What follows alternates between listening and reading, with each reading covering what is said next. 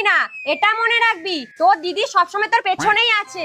এ দিদি তুইও চল না, আমার খুব ভয় করছে। না, আজকে তোকেই যেতে হবে।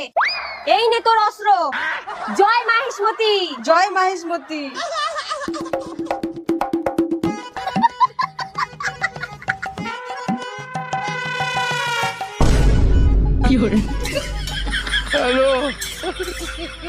উফ, বাবা কি গরম, এইভাবে কি রান্না করা যায়?